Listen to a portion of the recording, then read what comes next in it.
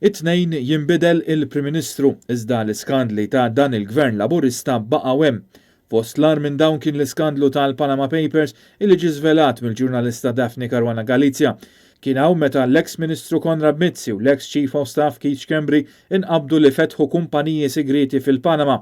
Apparti ż-żewġ kumpaniji tagħhom Harnville u Tilgate inkixfu wkoll kumpaniji Igrant kif ukoll 17 Black li wara rriżulta li s-sit tagħha kien Jorgen Fenek. Fenek u l-istess persuna li kien direttur tal-Electrogas, il-power station ġdida li kien pjana l-Partit Laburista sa minn qabel l-elezzjoni tal-2013, b'wiċċ Konrad Mizzi fuq quddiem nett imexxi dan il-pjan li kien mirqum sal-inqas dettall.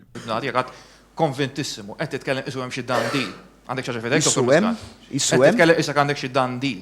Għandek xaġa fidejk, M'għandna l-ebda dan deal, imma huwa ovvju illi matul l-aħħar snin kien hemm diversi kumpaniji privati li tkellmu magħna dwar soluzzjonijiet differenti. Iva s-sinjali li għandna sissa min-naħa tas-settur privat huma interessati ħafna f'dan il-qasam.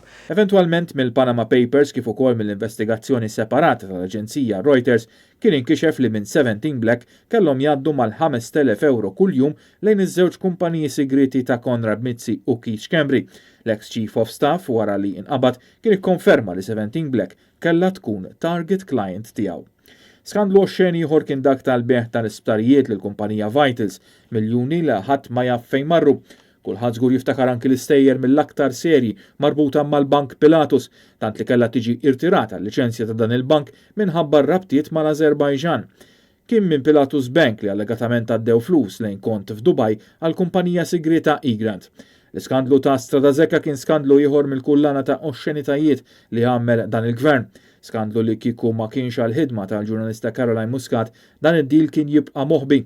Kien ukoll il-Gvern ta' Muscat li bih il-passaporti, skema li mal-ewwel kienet maħkuma b'allegazzjonijiet ta' ħasil ta' flus u nies meqjusa suspettużi illi xtraw il-passaport Malti. Din il-lista wieħed jista' jżid l-iskandlu ta' Acapulco u l-allegazzjonijiet serji fil-konfront ta' Chris Cardona, l-isparatura tax-xufier tal-eks Ministru Manuel Mallija, l-iskandlu marbut mal-beħ tal-Australia Hall li fisser miljuni għall-Partit Laburista kif ukoll l-Università tal-Ġordaniżi fil-Kottonera.